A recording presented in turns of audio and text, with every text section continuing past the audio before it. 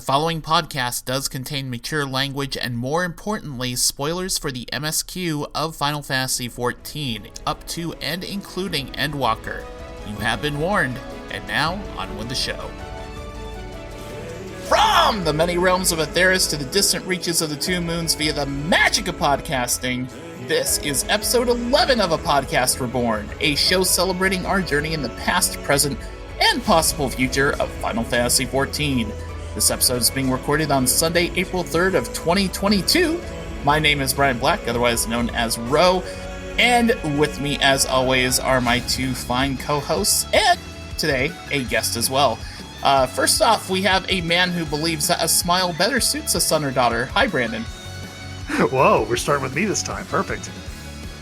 All right, guys, I don't know about y'all, but I'm super excited. I think the changes to Reaper and Sage and coming up in 6.1, I think they're really, really nice. I mean, they were completely unplayable in Shadowbringers. They were pretty unplayable in Shadowbringers. I agree. I don't think I spent a single minute playing Sage or Reaper and Shadowbringers, come to think about it. Not even try them out. I mean, you really couldn't. They just weren't really good to play with. Yeah. Also, we have with us, of course, a gremlin who has witnessed far too much cat cleaning in 1 week. Hi, Meagan. Hi. Yeah, Butterscotch has been really clingy this week. She likes to sit on my lap and chew on her feet. I mean, really, it feels like Butterscotch has almost taken over your Twitter feed. Almost. Well, yeah, I don't know. Every time she does something cute, I'm like, I gotta record this for posterity. And sadly, not prosperity. And with Meagan, and with us all today, her partner in crime and savage rating, and new Pandemonium Wrestling Champion! Hi, Ward. Hey! This time I'm actually not just in spirit, I'm here in person as well. Nice. First off, a big congratulations to both you and Meagan. People who were following along on our Twitter feed or Meagan's Twitter feed may have saw the news that, as predicted, as hoped for, before 6.1 would release, Pandemonium 4 Savage, done, finito. Cleared. Mm-hmm. Duty complete. Indeed. Dracula has been slain. Yes, Dad Killer is down. And we will definitely be talking a little bit about that because I'm interested in hearing about just like the experience, the grind, just the journey to take down Dad Pyre and all of his many phases and secret phases that you don't get to see in normal mode. But first, really quick, let's kind of knock out what Brandon and I have been up to. I'm going to give my thing first because the short version is, guys, if you listened to me last time, you probably know what I did this time. It's more of the same. More gambling in casinos, more winning, but a lot more losing. No. This is the first time in a couple weeks where I actually went in the red on gambling. Not much. Only 1.5 million gil from where I was 2 weeks ago.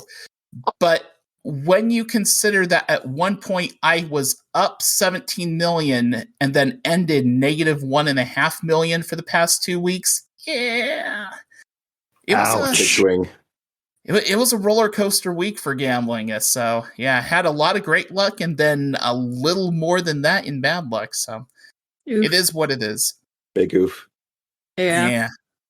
But I've also been stockpiling and buying mats for 6.1 because one lesson I've learned is there's another form of gambling in Final Fantasy XIV, and that's the speculation market and intermediate crafting materials. Oh, right. So looking forward to that.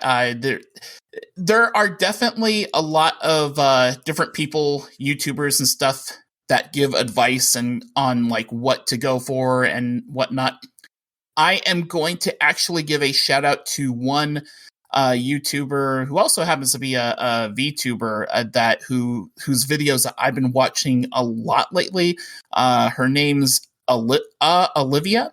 I don't know if any of you have seen her videos or not, but she's actually has some very informative videos, helpful information for people just trying to get into the guild making scheme in Final Fantasy XIV when it comes to playing the market board, crafting stuff that is profitable, timing and everything like that.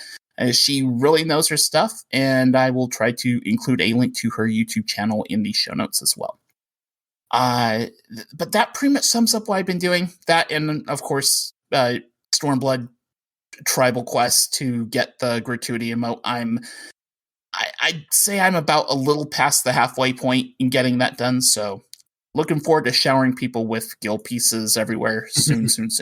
Awesome. Brandon, how about you, sir? Well, before we jump over to me, what do you think of the different stories in the Stormblood Beast Tribe so far? They're okay. They're. Here's the thing. So I've done a little bit of side questing in 14, and of course the Beastmen tribal quests, have their own stories as well. But I don't know. I haven't really been all that entirely hooked on them, and they're not bad.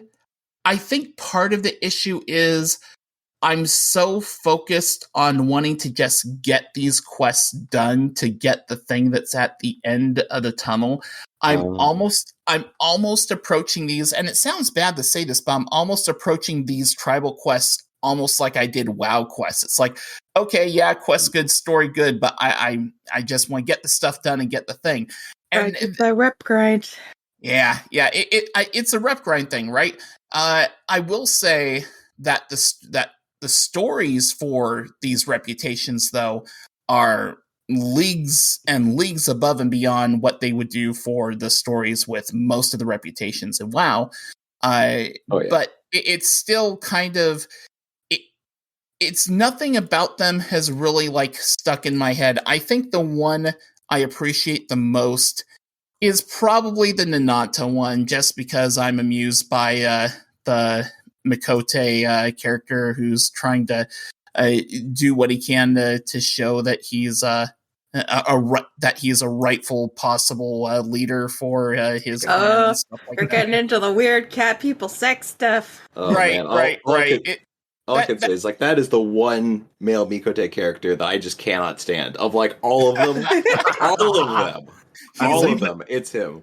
I believe that's Lizette Tia, am I right? Yeah. And you get to throw grenades at him. Yes, you do. That was just so satisfying. I feel like they put in the grenade throwing at him on purpose, because I think they realized just how chalkboard scratching he was going to be. So that one's been amusing. The Namazu quests have been okay, and the Tamamizu, the Kojin one, has been all right, but it's nothing that's made me go, oh wow, Yeah, they're definitely not awe-inducing like the MSQ is, but some of them are kind of hilarious. I think my favorite part about the Namazu is every time you hit a milestone, you just basically learn that some ridiculously dumb festival thing you're doing is averting some future mass catastrophe for them. Yes. For the most ridiculous reasons whatsoever. It cracks me up every time. Well, That's pretty great. I've never done the Beast Tribes, but I do love the Namazu. I think they're my favorite, just because they're so. I love derpy things, obviously, as a derpy thing myself. Yeah, that's one thing I have to say. I think all of the different Disciple of Hand, Disciple of Land, Beast Tribe quests have been really good. I think the Ixal one is definitely the ones I enjoyed the most out of Realm Reborn. Same with Moogle out of Heaven's Word. And then, I think, I'm sorry, Ro, I have to say that Namazu is definitely by far my favorite of all those three. I just couldn't stand the Anato ones. Probably just from all the times I had to deal with that stupid Catboy. Shadowbringers is also DOL, right? Yes, that is actually the one I have not done. So I just need to find some way. Somehow I missed it in my Shadowbringers playthrough. Isn't that like dwarf stuff. Dwarf is for crafting, and Crafting. the Kaikern equivalents, I don't remember what they're called, Kitari maybe, are for gathering. Where do And they? then you have I the miss pixies it, for yeah. mass slaughter. Yeah, crafting and gathering is the one thing that I've only kind of dabbled in. I've never been much of a crafter in any MMO I've ever played. And even in most like RPGs I play, I'm like, so you craft yourself some really good gear. I'm like, can I just kill something for it? Well, the good thing about the crafting Beast Tribe quest is that they give you the materials, so you don't have to go gather them. And you don't have to, for the most part, with some exceptions, you don't have to make high quality crafts for the dailies. Now, some of the milestone quests, yes, you do, but those are easily accomplished with any number of macros. Yeah, once Ward showed me how to make macros. That's like the only time I actually did a burst of crafting leveling. That's pretty much how I've been able to survive leveling, crafting, and doing crafting. If you aren't doing macros for crafting, you're doing it wrong. Yeah, I mean, I just use ones out of a freaking Ishgard restoration cheat sheet that a friend shared with me, and I've basically used those to get past all the the crafting job quests and all the ones for the beast tribes. Yeah, Ward showed me a website where you put in like your gear levels and your stats and what you're trying to craft, and then it's like calculating, like makes a macro for you. Yeah, I think that was the one that came out before all the Teamcraft macros and Teamcraft site, because I don't think that one has been updated anymore. Yeah, shit. even the newer crafts out of Endwalker, you can still macro craft a lot of those if you have decent enough gear. Like that's one of the few reasons why I am able to produce enough potions for myself for raiding is that like I just hit a button and it crafts the potions for me in high quality. So like, okay, that's easy enough for me. And also there's that one ability which makes one of the macros much simpler. It's like there's an ability where if the item is 10 levels below you, then it makes the quality 100%. So that saves like half the work there. I believe it's Trained Eye, if I'm not mistaken. I might be wrong about that, though. Yeah, it makes custom delivery so much easier. Yes, it does. All right. So to get back on track, I actually I jumped back into leveling my Rogadin female alt. Just trying to basically get her like all the Crypt Lurker Poetics gear. I'm not actually doing the MSQ with her yet. I'm waiting until another patch content lull happens because I need something to do when that comes around. But I've just been leveling and collecting Poetics on her and just slowly building out the different Crypt Lurker sets. I actually finally stopped just kind of, eyeball tracking it and actually made a spreadsheet checklist to get through everything. Other than that, just kind of going on Moogle Tombstone runs. I want to say 2 days ago, I got the last mount I was missing from the event. So that's all completed. I've got another dog and another bird mounts into the collection without having to set foot in the EX trials yet.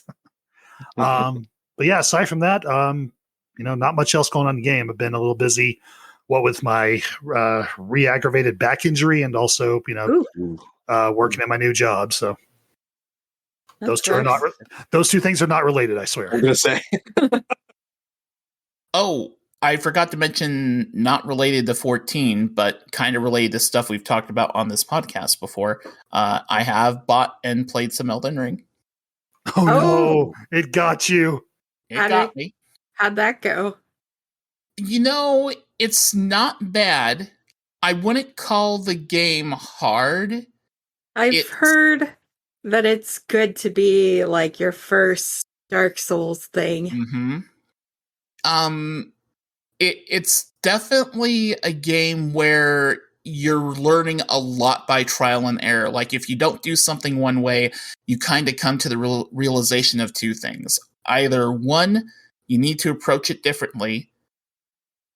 Take advantage of your terrain and all of that, and take advantage of your abilities and stuff you have. And if that doesn't work, then just go somewhere else, beat up some stuff that you can beat up, level up your character, do just, some old school grinding, leveling, and powering up, explore, find some items, and come back to the thing later. it's kind of refreshing. The only thing I would say so far is I don't think I've necessarily made much linear progress in the story, just because I've been mostly just exploring and being stuff up, and I don't think I've done a hell of a lot in the main storyline of the game. But again, this is my first Souls-like game, so for all I know, that's par for the course. But I Not feel really. like no, okay. Well, this is the first open world one. So you're playing it kind of exactly as it's intended, as like if you can't beat the story, then you're supposed to run around and just do whatever you want and have fun until you level up enough. But generally, Soulsborne games are extremely linear, and it's like you just immediately hit a wall, and like you gotta get good. Yeah, you gotta get good. You gotta fight this boss 50 times to progress the game. Well, I'm glad I have options, and double jumping on a horse is great. I've been thinking about like I would want to play it eventually, but then I realized that I only want to stress myself out raiding, and all the other video games I play are just like relaxing sims. Like this week, I got really into Planet Zoo, which, if you don't know, is like you build your own zoo and you literally build it. Like you get to use all these little architecture pieces to like build the buildings and build the habitats and everything. It's really fun. And it's literally like a perfect Venn diagram of my brain of like simulator and like cute animals and like build stuff. Oh, it's great.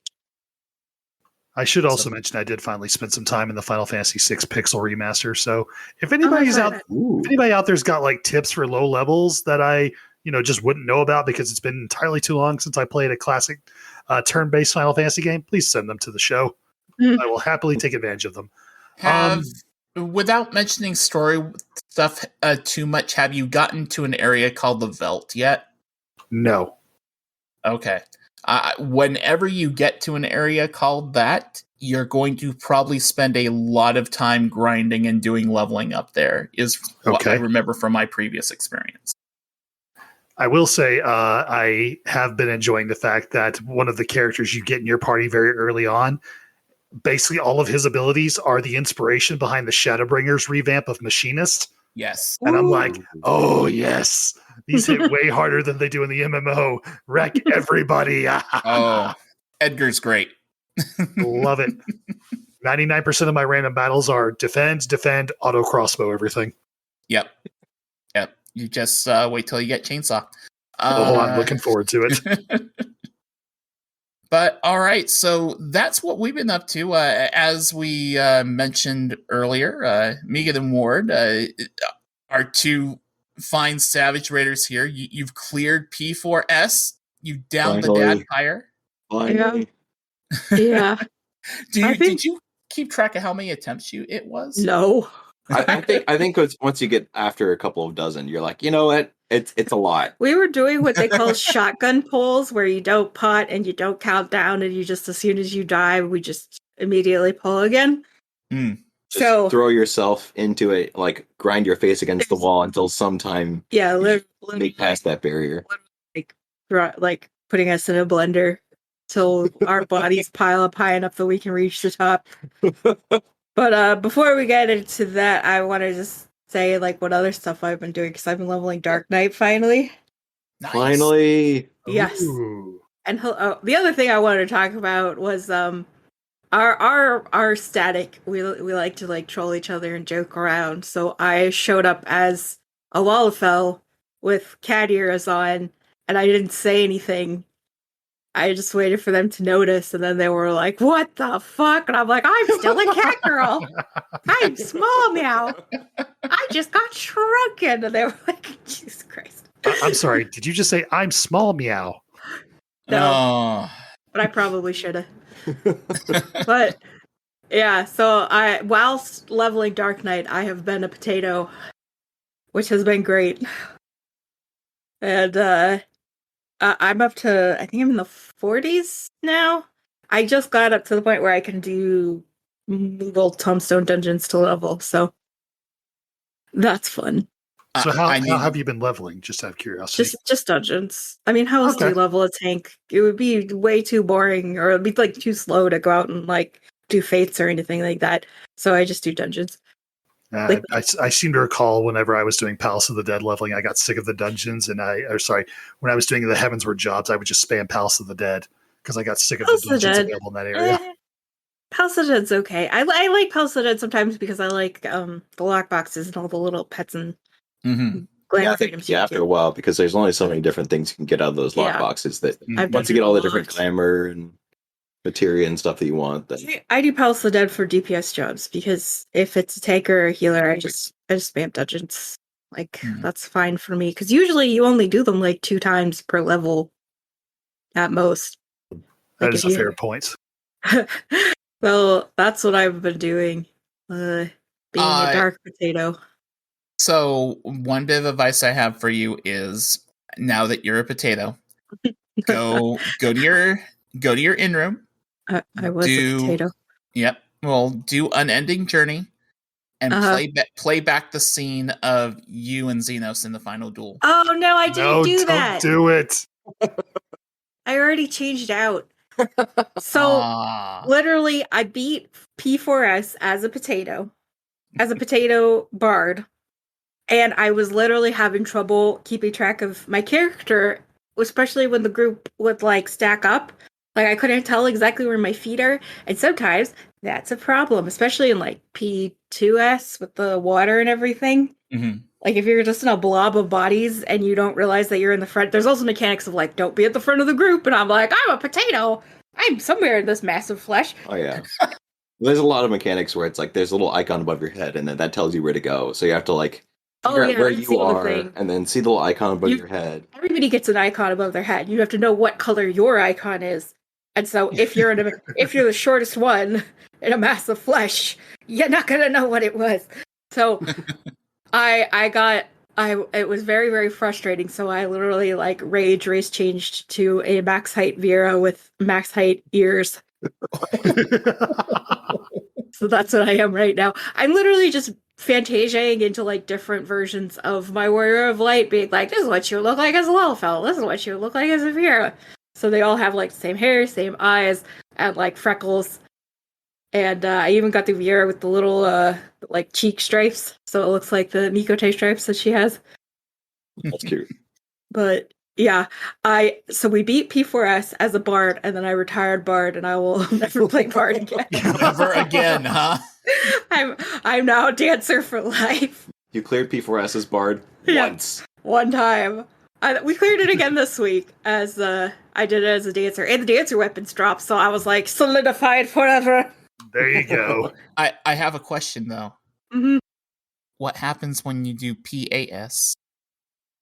What? When you get to 8, when it comes out When you next get patch. to 8. Oh, I'm gonna stay dancer. I'm not going back to bard. The thing is, with bard is like the sweatiest class in the game. People will say it's black mage, but that's not true. Like, because people who play black mage don't care about being useful. People who play, yeah, you heard me. I'm calling you out, black mages. People who play black mage don't care about being useful, and so the sweatiest players are like, I have to optimize my raid comp, and so they're the ones playing bard, and they're the ones who are like getting their rotation like pixel perfect and everything. Like I parsed blue in one raid one time, and like everything else has been green, and and like a lot of them have been gray, and it's just been so frustrating. Of like, I literally do not think I can. It's like I'm not screwing up. We're downing the raid, and I'm still getting these shit parses, and I'm like, it's because this is such a fucking sweaty class. Like, oh, and it's also just super freaking complicated, and the OGCDs is like, if you don't hit every single GCD exactly when it's supposed to, you lose damage. Your parse goes to shit. If you don't hit exactly 2 OGCDs between every spell, your parse goes to shit. If you hit 3, your parse goes to shit. It's like, the more you talk about it, the more I'm like, are you talking about Dragoon? I'm pretty sure you're talking about Dragoon. Yeah, okay, but imagine Dragoon has procs. Oh, okay, yeah. Yeah. Oh. Yeah. And it has like dots you have to maintain. And if your dots fall off, you're fucked. But if you refresh your dots too early, then you're parsed ass.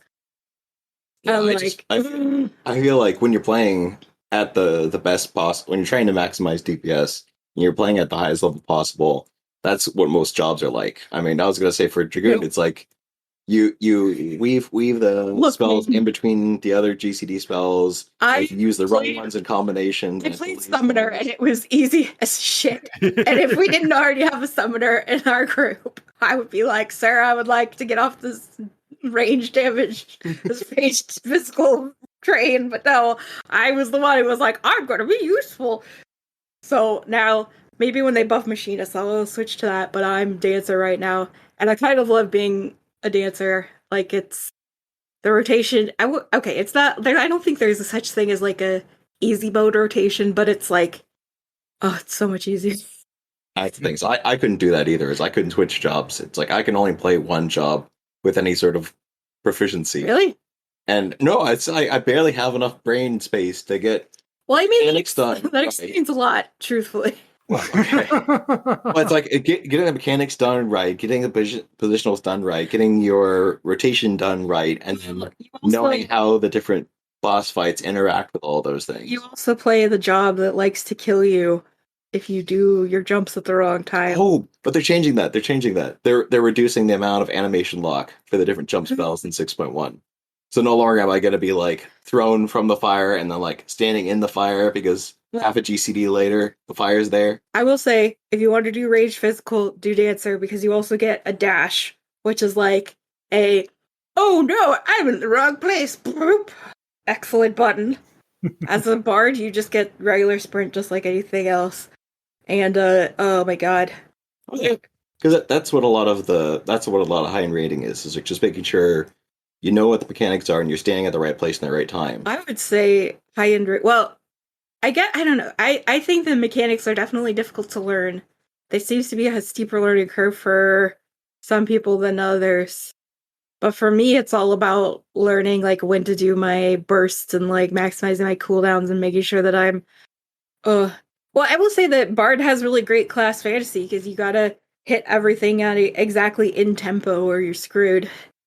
And it was so when you're Bard and you're doing your burst cooldown, it's like you gotta hit. There's like so many different freaking things that you gotta hit, and it's all like in a specific order. Oh, yeah. And you have that going on in your brain, and it's like, okay, for freaking P4S, they always had like the most complicated mechanics going on during the burst window. And I'm just like, my brain is too small for this. Yeah, I think the only similar thing I had is there's a moment in the P3S fight when you're fighting the Phoenix that you get a point where it's like you kill the ads and then you're just waiting for the boss to do its ultimate, but you're just standing there and like doing your rotation again. So you could like pull your resources during the ad portion and like do your opener again when you're all just standing there. But then if you have all your resources available, it's like it's John fucking Madden, like hitting all the different buttons at the right time, getting all the different OGCDs in the right order. Lord, it is like that for me every time I have my burst window. I have to do that like it during the flames coming across the platform, and then you got to run to one corner. I'm always like, that's when my burst window is, and I'm like, oh my god. I know, because my cooldowns come up there too. So I'm just like, all right, let me hit all the cooldowns as I'm sprinting to try and find the right spot to land in. Yeah, but like, I'm not. Savage rating is hard. No more Bard. Savage rating is hard. Dancer for life. Unless Machinist gets buffs, then I might go Machinist, just because I love doing flips and stuff. Oh, it's getting buffed. You'd think that Dancer would do flips and stuff, but no, they do spins and kicks. Which was also very funny being a Lalafell Dancer, I must say. And but it's nice being a buddy girl where I can actually see the animations. That's nice too. Mm-hmm. Oh my god. Also, I think I'm the tallest one in the raid now. Especially if you count ears.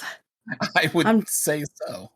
I'm definitely. I think so. We have a couple of the Viera in the raid, but I'm pretty sure they're like boys. Minimum height male Viera. Yeah. Yeah. What's so funny about male Viera is they totally have, you know, the Virgin and Chad meme? And like the little, oh my god, look it up, like Google it. The little sad like virgin walk. That is exactly how Milviera walk. Oh my gosh. Now that you see it, you'll never unsee it. And so, of course, because we're raiding, we have a bunch of our raider Milviera, and like while we're like standing around waiting for stuff, they'll just start RP walking around, and I'm like, virgin. Wow. No, that's just the kind of raid that we're in, man. Yeah, it's a lot of good-natured salt passing around. Oh yeah. Yeah, I don't know if you've seen my I've been doing little silly doodles about our static and putting them on Reddit. Yes. Oh yeah, and their free company leader keeps finding them, posting into their free company Discord. Yeah, I showed you the pictures of. It was really funny. We were all like in Discord before we had like, I don't know, like an hour or half an hour before raid. We're all just hanging out, and they're like talking about their free company rooms and how cool they are. And so I wanted to see it. So I go world travel to their world and like roll up on their free company. And they're like, oh yeah, come in, and it's this room called that. And I like come in, and there's like a fucking stripper pole set up. Like, there's a bar. One of them's behind the bar in like a little bartender outfit. One of them's dancing on a stripper pole. The other one's dancing on a table. And I'm just like, well, can't beat them, join them. Like, put on my gold saucer outfit, started dancing. Yeah, and that's where you have to pull out the gratuity emote and just throw the coins. Yeah, I don't have that. Oh, that was the other fucking thing that you did. While I'm still in Lalafell, I'm like standing, slightly AFK while we're waiting around during raid, and Ward comes over and he starts doing like push-ups on top of my head and then like squatting on top of my head. And I'm like, what the fuck are you doing? And then he stands back and he just gratuities at me. And I'm like, I don't like what you're implying. What are you paying me for? Oh man, best emote in the game. Yeah, Ro, you have to keep going at that grind. You'll get it. You'll get it soon. It's pretty great. As far as P4S, the second phase, does it count as spoilers anymore? I give a spoiler warning at the start, so I mean at this point, yeah. I don't know who's going to P4S blind. Dad Pyre turns into what my Seta calls a giant Digimon that I call Baratidimamon. He does a little Digimon transformation. It's pretty great. Yeah, he's got really big titties, and he's got like a big open like tit window. Like, yeah, it's like this chest just like bursts out of his vest. Yeah, and he's got little chicken legs and like 4 wings. And the funny thing about the chicken legs is that he does a bunch of like kick attacks that'll knock you back. So it's always like, look out for the kicks. Oh, the chicken kicks. Yeah. I just remember one time. So we're practicing the mechanics that the kicks take place in, and I am, of course, whenever you're savage raiding, you're just really hyper focused on your part because that's all you can focus on, and you just gotta trust that everybody else is gonna do their shit. Like there's no real raid leading in savage raiding. Like you can call things out, but it's mostly also for your own benefit. Like there's no like, okay, this is happening, so and so make sure you do this, and so make sure you do that. You just like tell everybody like, okay, phase 2 is starting. And it's 8 and 4, and everybody has to just know what that means. So I'm utterly focused on my part, which is getting to a specific spot and tanking a tower, which is when lightning comes down and someone has to be in it. So I get there, I take my tower, I turn around, I pull my bowstring back, and Ward just flies right past my face. Straight out of the arena to death. And I'm like, oh, I guess this pull's not going well. Floor tank activated. Oh man. Well, yeah. There's so many different parts where it's like you have to get everything just right. You have to hit like if it was like a knockback immunity. Arm's length, man. It's 6 seconds long, and if you hit it too late, you're fucked. If you hit it too soon, you're fucked. And I still have trouble with it sometimes because you got to do it during PNX. Yeah, and I think that the best part of P4S is the fact that the boss is just such a drama nerd. Oh, yeah. He's where a nerd. Everything always is Chekhov's gun. Mm-hmm. Where it's like in the second half of the fight, he like shows you all the different abilities that are going to go off, and then like he hides them behind certain things. Yeah. And so it's like, oh, by the way, you remember there's going to be a knockback at some point. Ooh, I wonder when that's going to come out. Yeah, it's very funny. Oh, sorry, go ahead. One thing I was going to say is, there have been a number of savage fights and such like that. Does this encounter with him, does this encounter do anything like radically different compared to other stuff that you've done? Yes. Pretty much every fight. So in this one. Okay. So our first experience savage raiding was Stormblood, right? I believe so, yeah. And I remember from that, it was, oh god, what was the fight where it was like, there was the big column in the middle and you had to stand in the No, that was Heaven's Ward. That was Heaven's Ward? Yeah, that was Alexander. Okay, so, oh yeah, that's right. We had to fight the goblins. I forgot about that. Yeah. Okay, so there is kind of this sort of fight where it's like, they telegraph a bunch of stuff and then you have to remember what they telegraphed and stand in the right spot. Right. So that is very. There's a lot of those. I think there's been one of those in like every. That's pretty similar, yeah. Raid tier, but I don't remember any being like Dad Pyre, wherein he literally like shows you where all the towers are and like where all the things you're gonna have to soak are, like where you're gonna have to go, and then he like hides them and then he brings them out at different times. Like I don't remember ever having to deal with tethers as much. Like, this is a really tether heavy fight, and it's also like, if you fuck up your tether, you have screwed the entire group.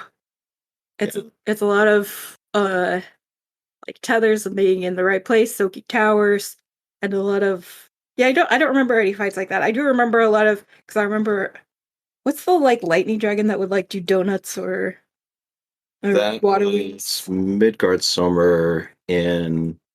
Was that, I think, in one of the Omega fights? Yeah, that one was very like, you have to remember which formation he flew in. So that'll be like what part of the. Oh yeah, it's like they telegraph what the patterns are going to be, but it's not like a 1-to-1 where it's like it shows you where it is on the floor.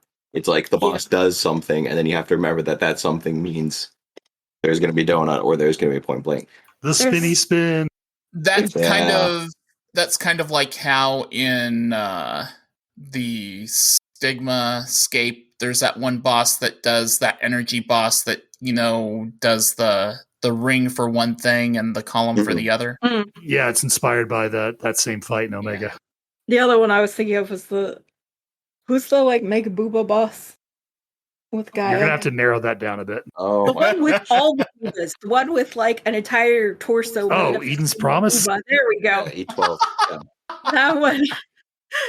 That one was like, you gotta watch the crystals, and whichever one she touches is gonna be like what AoE goes out. Yeah, I did not do that in Savage. No, we didn't do that in Savage. Even just normal mode was really difficult for that one. But yeah, there's that's like a very common thing, or like telegraphing something. I don't know. Like I don't think there was. I don't remember any fight being like P2S with the water, and the like. If you step in the water, it won't kill you instantly, but you're probably screwed unless you scream at your healers. They have dropsy. Yeah, I mean, there's not a lot of fights that have that much manipulation of the terrain. Yeah, that's a lot of fun.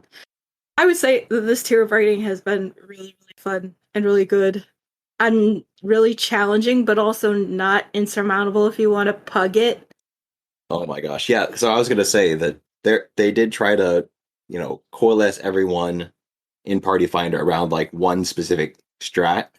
So they're actually, I don't know who hosted it, but there is a website called thepfstrat.com that literally has all the different strategies for all the different fights, because there's different ways of addressing all the different mechanics. Yeah. Yeah. But I think that's where we got linked all the different like slideshows.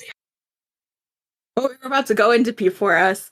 Our raid leader like got us all into like a video call so he could pull up the website and like show us the slides, so it was like we were watching a freaking PowerPoint presentation with him. This past week, I have no idea how he found it, but there was like a web-based browser that would let you actually do like practice the different mechanics. Yeah.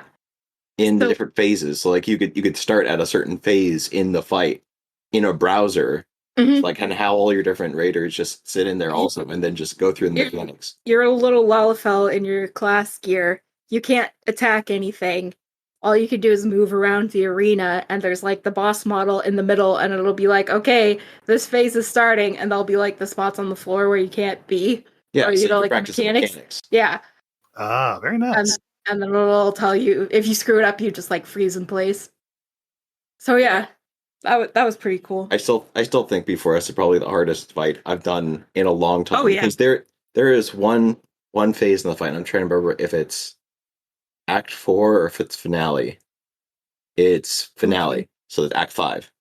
Is that the counting one? Yes. Yeah. So I think there in that one section of the fight is all the different people spread around the arena, and then he targets people randomly. One each person gets hit once. So you're like the first person hit, second, third, fourth, all the way to eighth, and then he starts tethering towers.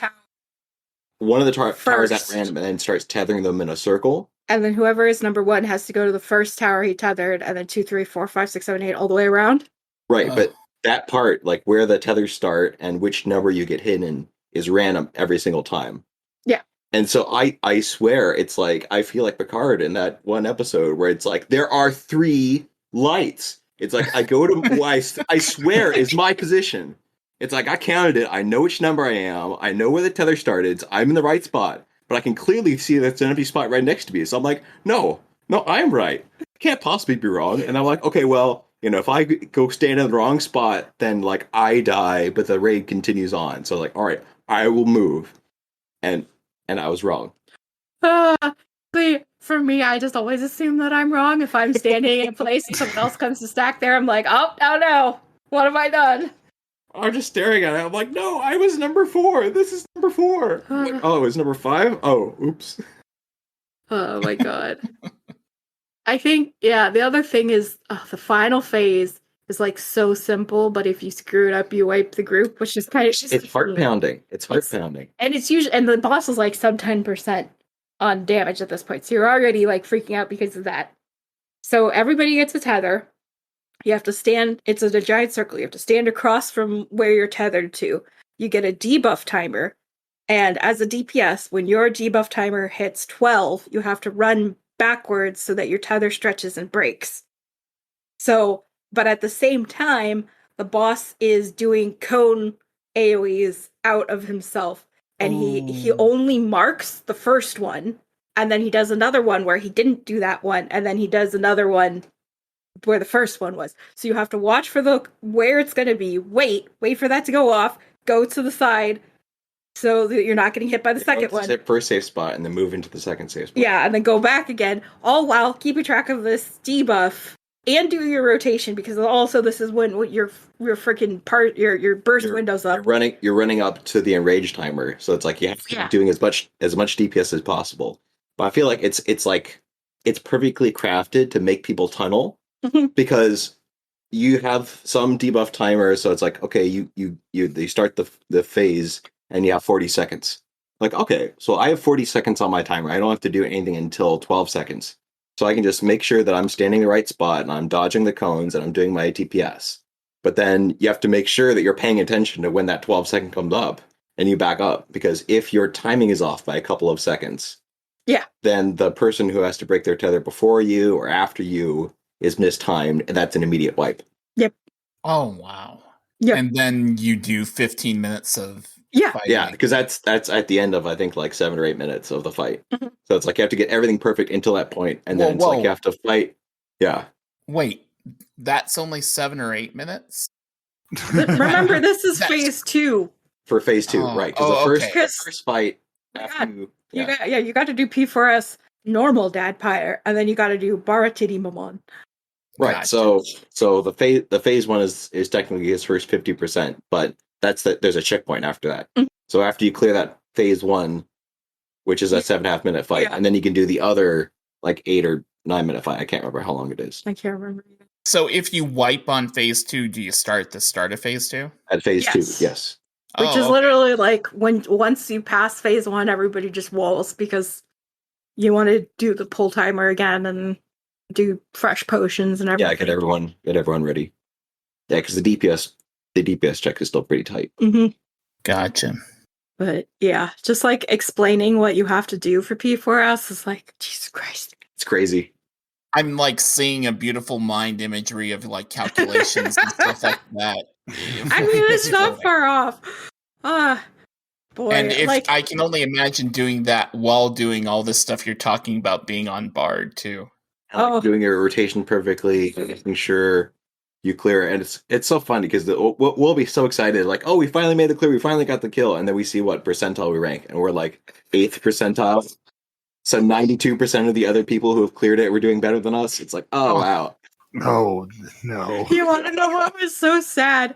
Was when one time when we cleared P1 or P4S first phase, I died once in the middle of the fight, and that was my fault. And then I got killed later, and since it was so close to going into the second phase, the healer just left me on the floor. And the healer did DPS, right? And the healer DPS instead. And so when I pulled up my freaking my logs, it was literally 0. No. 0th percentile. 0th percentile, and I was like, great, I'm at the bottom. You've reached absolute 0. I'm in the lead on one direction. Well, you got the clear. That was important. Yeah, that was very funny. That's all that matters. Screw the percentiles. You did it. Oh, I'm in the 0th percentile, but I did clear.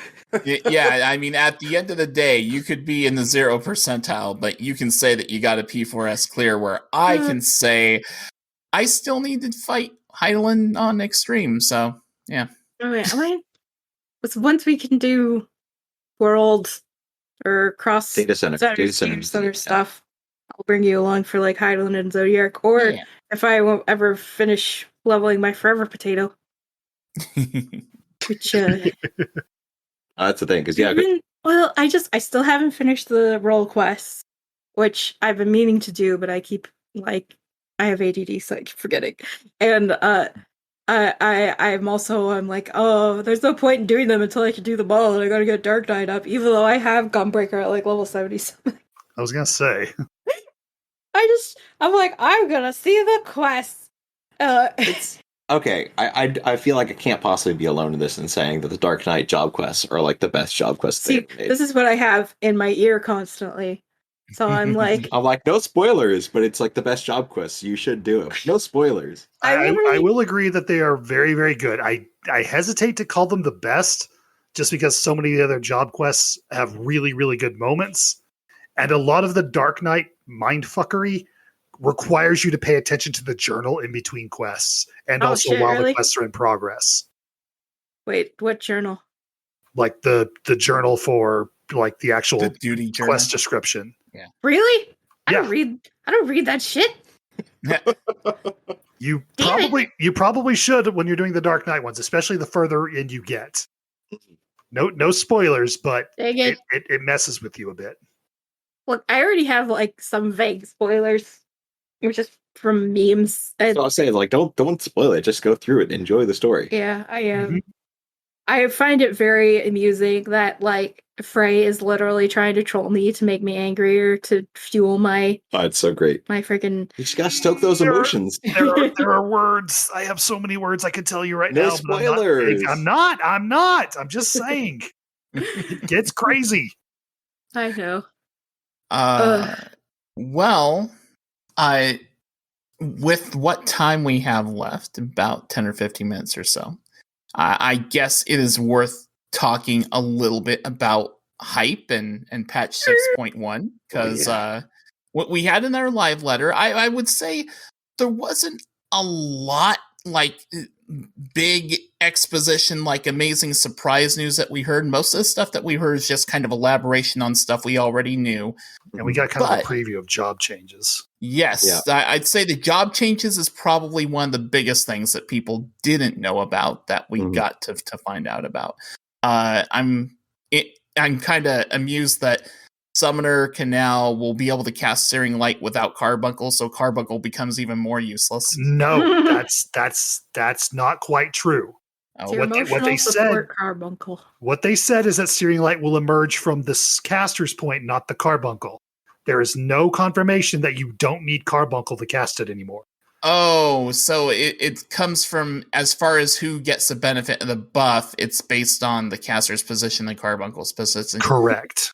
I guess that makes sense. It's basically a quality of life change so that people don't have to like constantly reposition their carbuncle after summoning things out. You just get near your people, cast it, but you still need the carbuncle to be present. So you can't cast it while he's in Bahamut or any of the other primal forms. You see, when you cast Searing Light, carbuncle should just fly up on top of your head and cast it. I mean, that would be insanely cute, but yeah, I don't think they have the support for that in the engine. They've got minions that can sit on top of characters' heads. In fact, I gave a hunting hawk to a Lalafell that lost several 100,000 gil to me in gambling. And I'm like, I can't let you go empty-handed. So I give him a hunting hawk minion. And I didn't know that for Lalafells, like the birds that sit on the shoulders and stuff, since Lalafell shoulders are too small, they just sit on their heads. Yeah, any minion that will sit on an, I say normal, but any other race's shoulder will perch on a Lalafell's head. That was my favorite thing about being a potato was I ran around with my nutkin on my head all the time. Not touching that one. Or the red panda. Huh? The red panda. Oh, the red panda. Yeah, that's true. Red panda's adorable. Oh my god. Well, considering Turning Red just came out not that long ago, it seems timely. That's great. Yeah. So yeah, I mean, there's that as far as that goes. Do any of you play Ninja? Because I see that's getting a heck of a lot of changes. I have leveled Ninja. Whether or not you can call that playing it, not really. I think it'll be cool. I mean, just having to hit Mug versus getting all the setup necessary to do trick attack for everybody in the party will be kind of nice.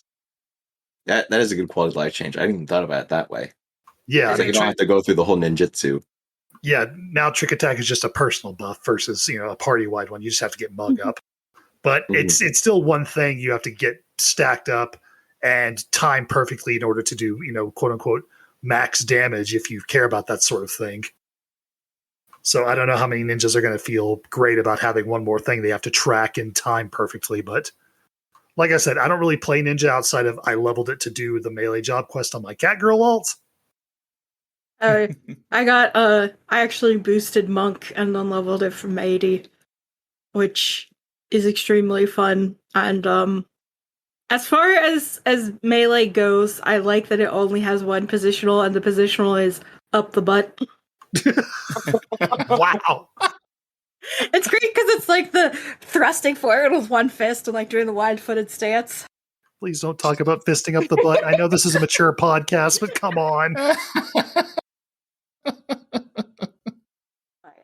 Also, I have a Monk dad joke that I am choking back using just so I can save it for another episode. Well, the other thing is that the Monk like Tombstone gear, the first level of Tombstone gear has like a really cute veil headpiece that I really wanted. That was actually one of the main reasons why I decided to do Monk instead of Reaper, and also because I was leveling Reaper on my Perma Potato on Crystal. But when I race changed into a Lalafell and I put on the veil, her little chubby cheeks are so chubby that they clipped through the veil. Seriously? Yes. And I was like, oh no. What level set is that? That the level 51? No, it's the current one. It's the one you buy in oh god, what is it? Razatan?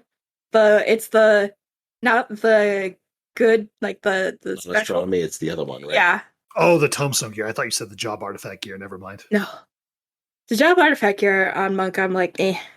The level 61 is cool, but that's also because it just shows off a crap ton of midriff, and well, I'm a simple man.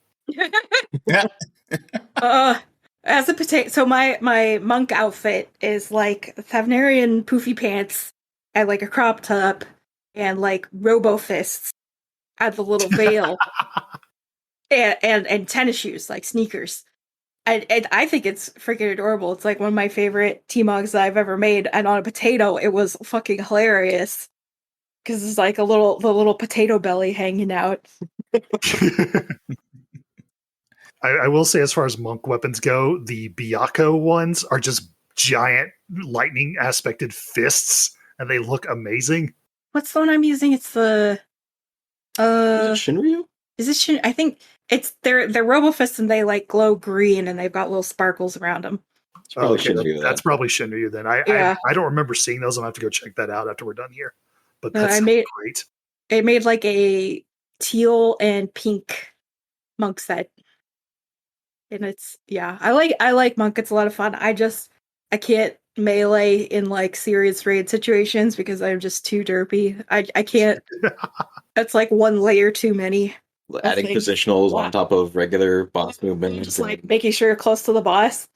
I'm literally like, when it's time for my burst window, I like plant my feet. I'm like, I'm not even a black mage. I'm just gonna plant my feet and I'm not gonna move while this is happening. The most melee I've ever done is playing ninja in frickin' treasure dungeons.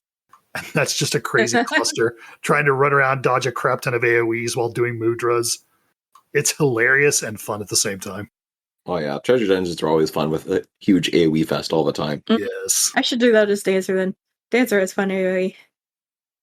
And what's funny with Dancer is that like there's the level 80 ability is something that you can only do during your burst window and you can only do it once.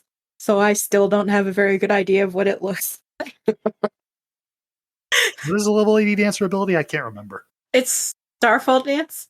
Oh, okay. And it's when you have a thing that's like every ability you do for the next whatever is going to crit, and it also buffs your dance partner to give them extra crit. And when you hit it, then that you can do Starfall Dance. But Starfall Dance has such a low cooldown that it doesn't come off until after the buff is gone, so you have to wait until you can do your 2-minute burst window again. Okay, you said that was a level 80 or the level 90 ability? Oh, level 90. Yeah, no, that's okay. Level 90. Now I'm less confused. Look, I'm living in the past. I forgot that 90 was the cap. I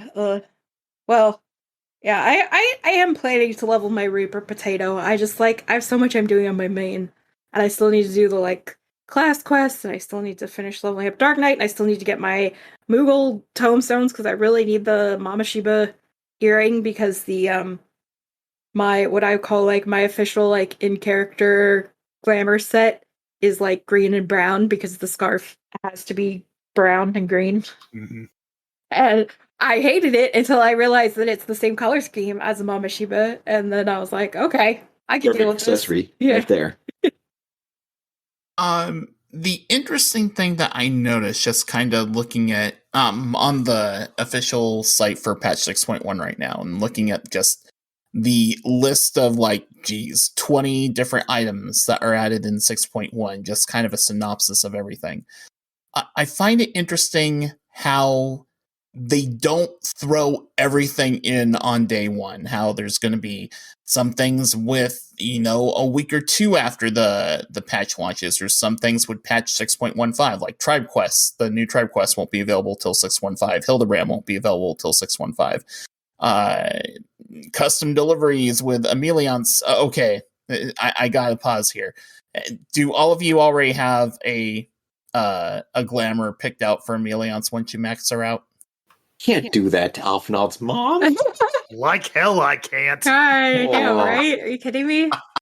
I will do it just to troll Alphinaud. Are you kidding me? Oh. But also, we have to remember, that's Alize's mom, too. You're really going to tease Alize that bad? Okay. You're damn straight I am. But it's a tough love.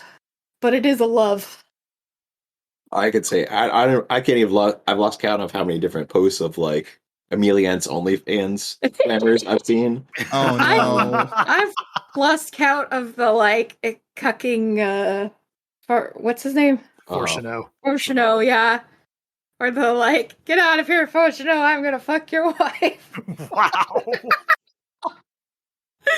Look, all I'll say is this: it's been a crying shame that she's been stuck on that island, unable to celebrate the Moonfire Fair for all these years. We're gonna help her out.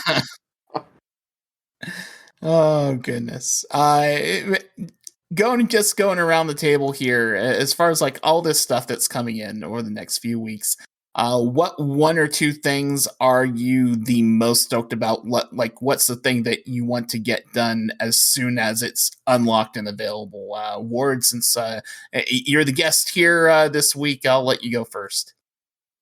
I really thought it was going to be the 24-man Alliance raid because I have been looking forward to that and seeing all the different lore there.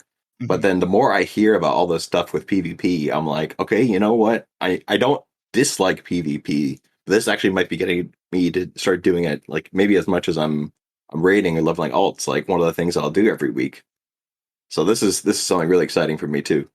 And there's some what the heck is up with this Garo collaboration thing and people looking like they're dressed up as tiger robots or something? I know nothing about this. Okay, so do you know what a Sentai show is?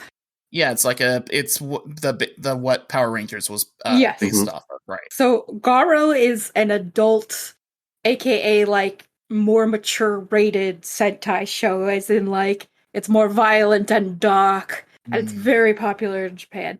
Okay. And they had a collaboration with them a long time ago. It's everyone's word time. Yeah. It's like a long time ago. Yeah, and basically they put in the armor sets from the show as armor sets in Final Fantasy, and then they added some like random ones because I have the range physical one. Yeah, so there's a bunch of like Sentai armors for a lot of the melee classes, and a lot of the range and healer classes have sort of like priest armor. Yeah, so which I like don't think it's actually from the show, but So yeah. as a caster, this doesn't mean a hell of a lot to me. No, unless you think it's cute, you can like look up what the sets look like. But there are mounts. The mounts are really badass. Okay. With the freaking robot horses with the giant metal wings. So the last time the Garo event was in place, they had kind of a sub version of it where you could get like glamour pieces that were basically like replicas of the armor, but you couldn't get the mounts at that time. And I did that, and I got a full set of the Dark Knight armor just because I thought it looked cool. Mm-hmm. And I have never ever used it outside of like as soon as that event was over, I'm like, okay. And then chucked it back in the dresser and never touched it since. You wore the Garo armor for a really long time. It's Lancer. I remember that because it's got the little like elbow sleeves that are red, and then you dyed the rest of it white. It was very cool looking. I use the headpiece sometimes because it's like a little butterfly that is metallic and shiny, and you can dye part of the wings.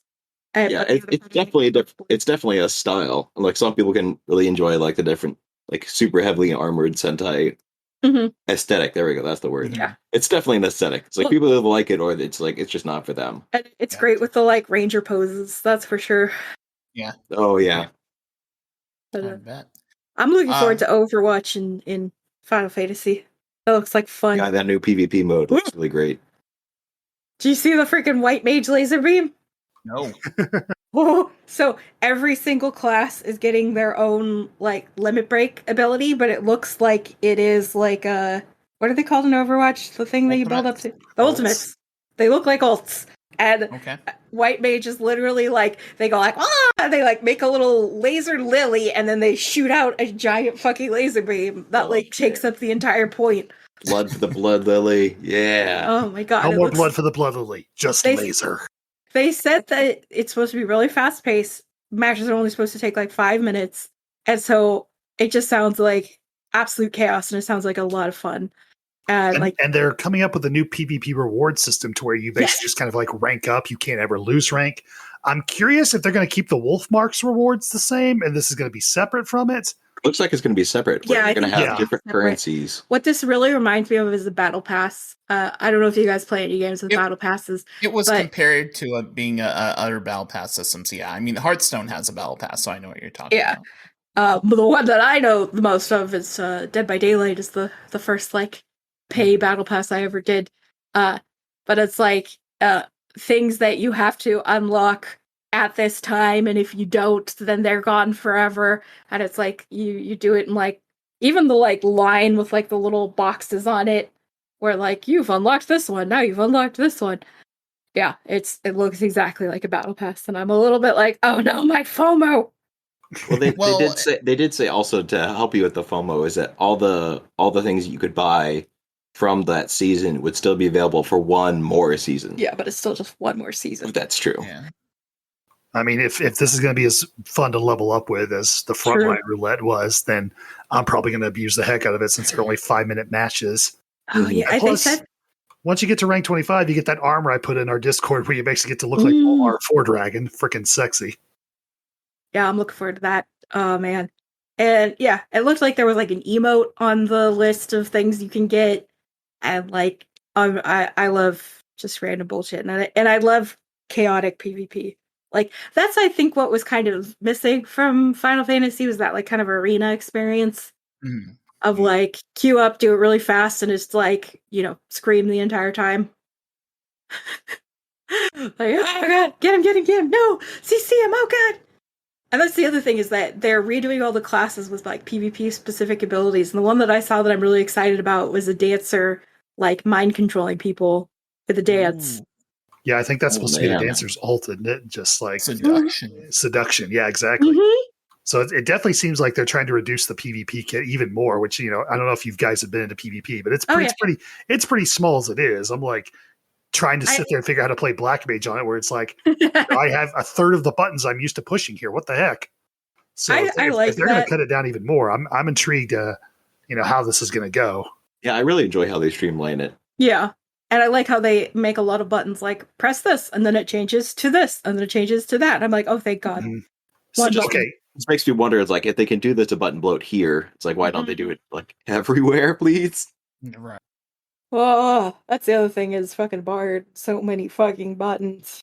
And I have little hands.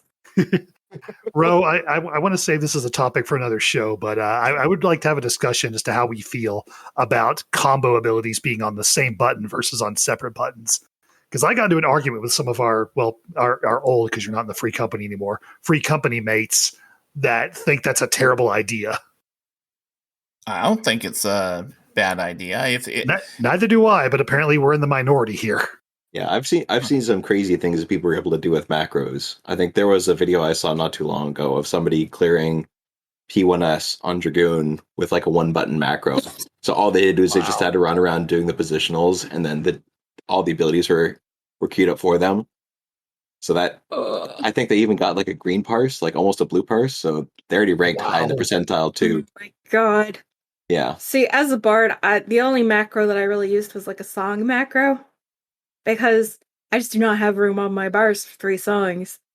Like I have like a song button, but the problem was if I wasn't careful about when and where I pressed it, it would hit the wrong song. Which would just fuck me up for the entire pull. Ugh. So having a button that would be like, first it's Wanderer's Peed, then it's Army's March, then it's Mage's Ballad, that would be fucking amazing. And that's how it works in PvP. So please, God. What about you, Brandon? What are you big on for 6.1? What's the stuff you're going to try to dive into ASAP? I'm definitely going to dive into Mists of the Realm. I mean, that's, it's a story element that I'm excited to see how they tackle, see what's going to come out of that. And, Alliance raids aren't so terrible that, they're not super, they're not super frustrating to deal with on day one versus, day one 8-man raids where it's like, okay, I'm just going to hang back a week until everybody figures out how these fights are supposed to work. I'm really looking forward. Fun. Yeah, no, thank you. I'm really looking forward to the Arca Sadara quests because I want to see their story. I know I kind of have an idea of who the principal players are going to be because, like I said, I did the pre-rec quest that they outlined in the live letter, and the characters look like they're going to have a lot of fun together or just be super frustrated at each other all the time. Going to be hilarious. I'm going to mess around with this new adventure plate system a bit. I'm not really sure what its intended use is, but it looks fun to play with anyway. Oh, I wanted to add they're going to show up in PvP.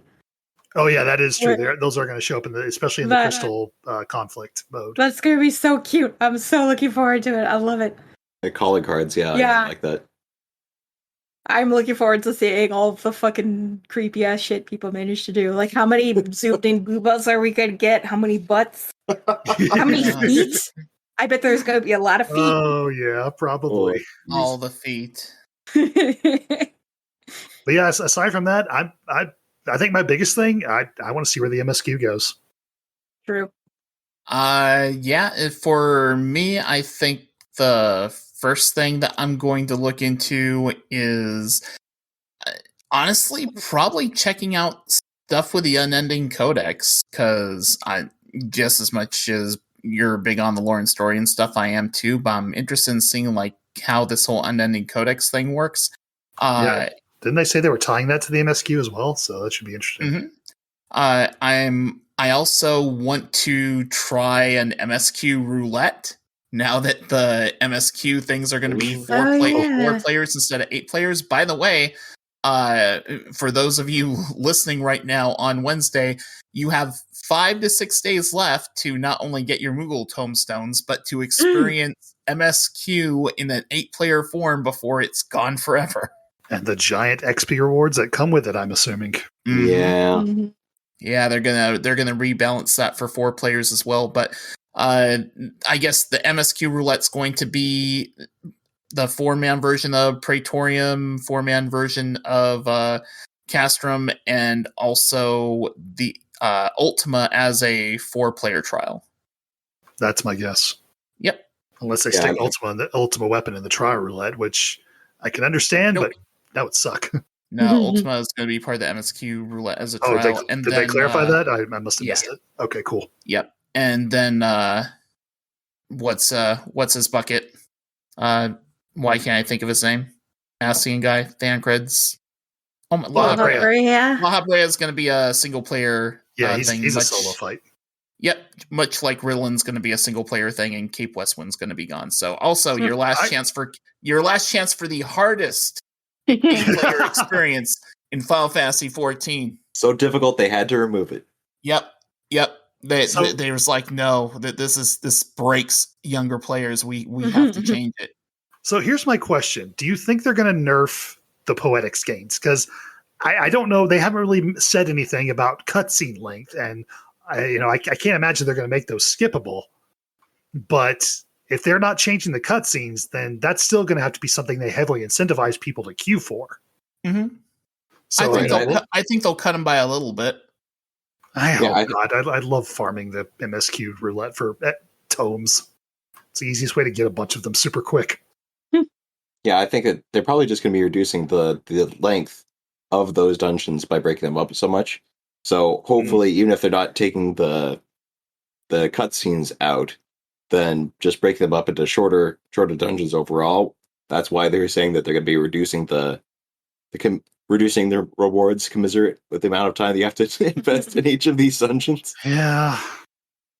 But still, they did say that they were going to be having the whole MSQ roulette with like a reason, like extra bonuses for doing those dungeons. Yeah. All right, fair enough. And plot 26 in the Imperium. I'm not telling you what ward. That's where I'm going. Right. I'm looking forward to the bidding system. That should be cool. It'll be nice to make it more fair. But so do you guys oh god, what's their name? Pint, I think, has the YouTube video about how fucking intense it was to try and get a house. Mm-hmm. Uh-huh. Oh Lord. And did you click for me? Is that how that happened? I don't even remember because we've done it on so many different times and so many different revisions of the rules. I think we originally got ours when it was first come first serve. Yeah.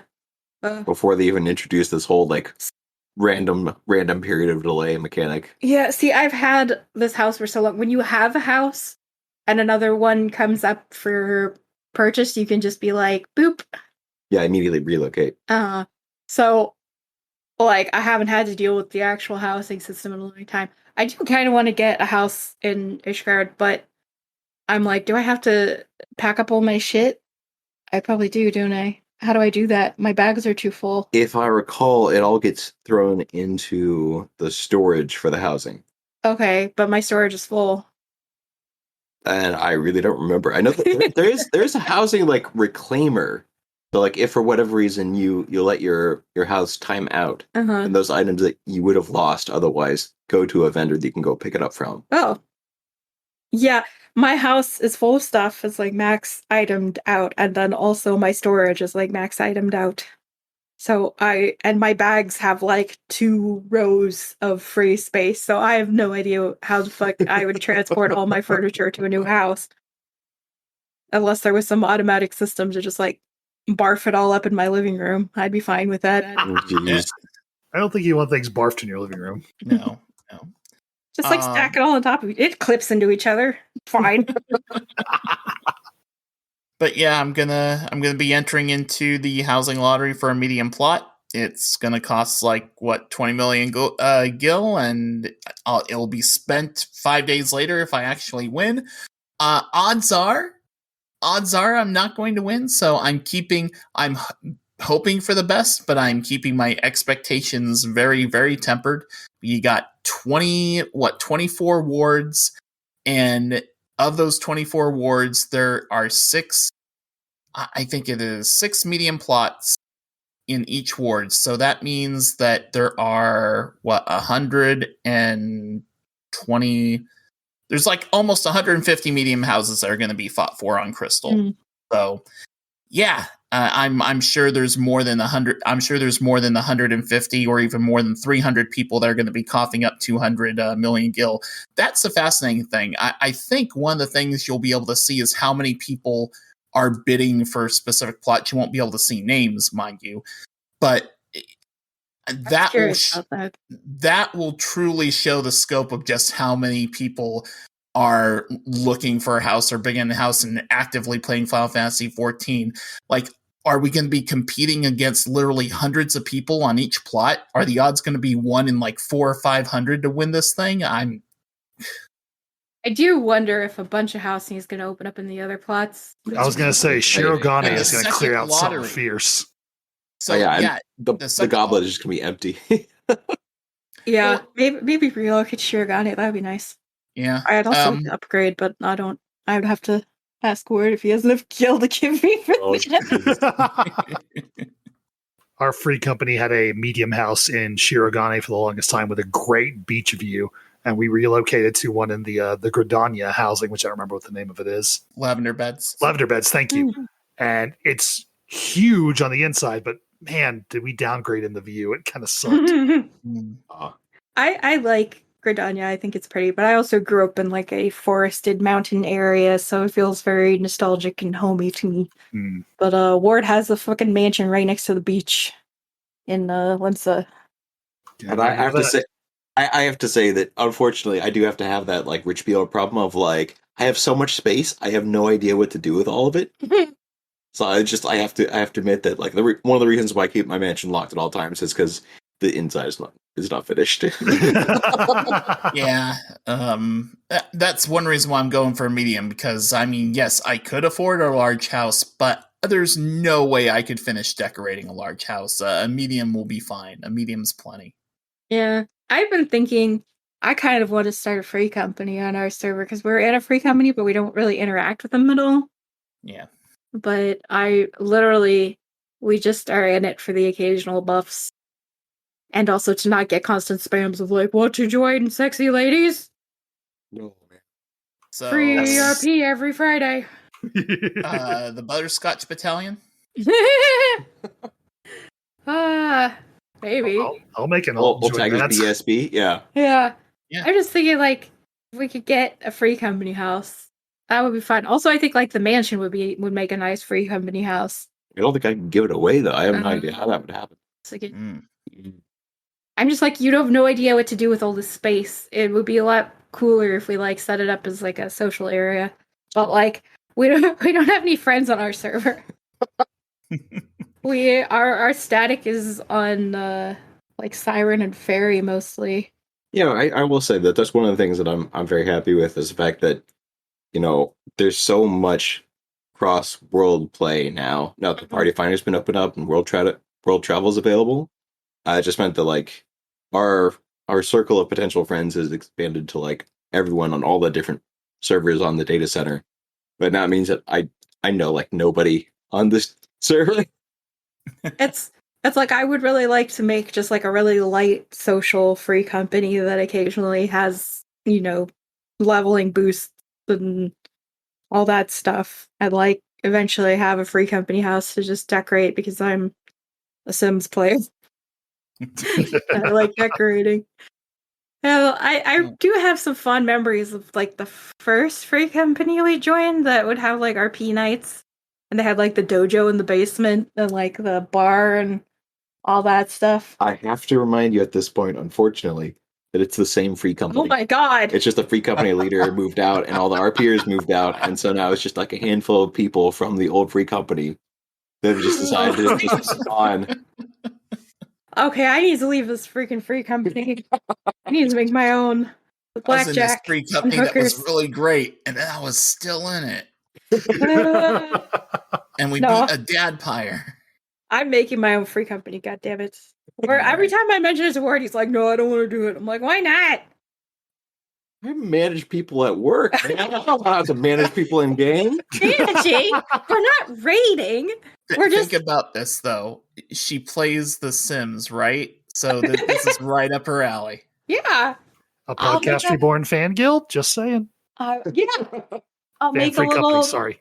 a little clubhouse. With I'll put in like a secret room with like a bookcase door or some shit. It'll be great.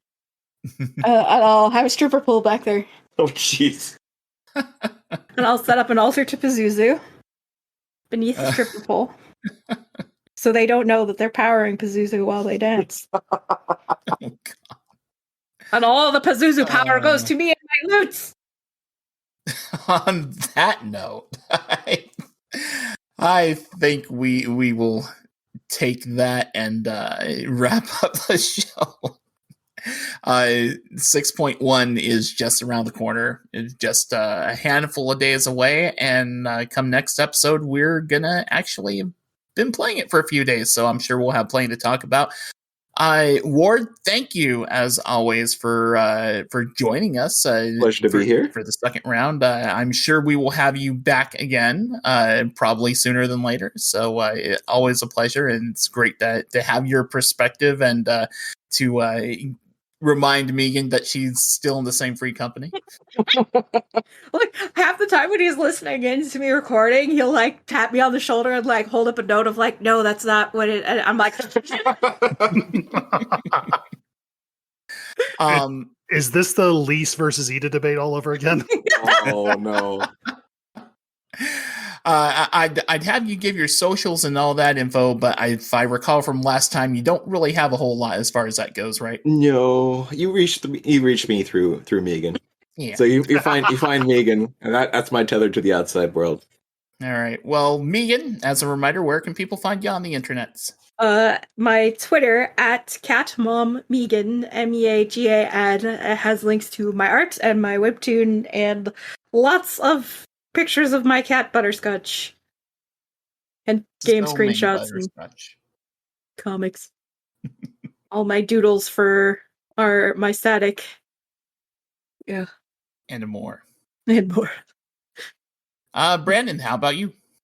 Twitter.com/thebmat, THEBMATT. It's got links to everything else I've got going on, including a Dungeons and Dragons podcast called +5 to Hit, where I make deals with Eldritch Abominations, played by Ro. It's true. Check out the latest episode. You can find me on Twitter at RowWCR. That's RHOWCR. The WCR stands for Warcraft Radio.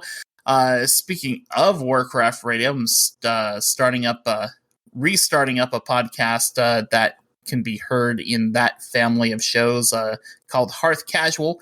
Of course, I've got to give some applause to Final Fantasy XIV. They chose to release patch 6.1 on the same day that Blizzard's most important game is releasing new content. And of course, I mean Hearthstone with a new expansion on April 12th. But yeah, you can hear me talk about Hearthstone on Hearth Casual. You can also hear me on +5 to Hit via DM and drive Brandon's character crazy and all that fun stuff there. As for this show, the thing is he's actually less crazy now. That's right. For this show, you can find us on Twitter at A Podcast Reborn. You can email us at apodcastreborn@gmail.com. Kept it really easy that way. I will also include a link once again to Olivia's YouTube channel, so you can check out all her videos, especially if you're looking for preparation for 6.1, if you want to make some gil. The theme for our show is Alex Moukala's Imagine the Boss theme for Endwalker. Do check out his YouTube channel for more great music, and a link to that will be found in the notes as well. Of course, that music, any other Final Fantasy XIV music you might hear during this podcast belongs to Square Enix, and no copyright infringement is intended. Join us on episode 12 in 2 weeks, where we will have the leader of my free company, Sarah. I've talked about her a few times. She will be on here to defend Grahatia's honor. Yeah! Until then, for Meagan, for Ward, for Brandon, and of course, as always, for Butterscotch, this is Brian Black. Until next time, may your loot rolls be high, your glamour fantastic, and your duties always complete. Brandon? So, I was playing through Heavensward again on New Game Plus, and I discovered something unusual about Harshaphant. Did you know that he apparently has 2 different earrings equipped? No, really, it's true. He has an extra piercing. Oh, secret, sir!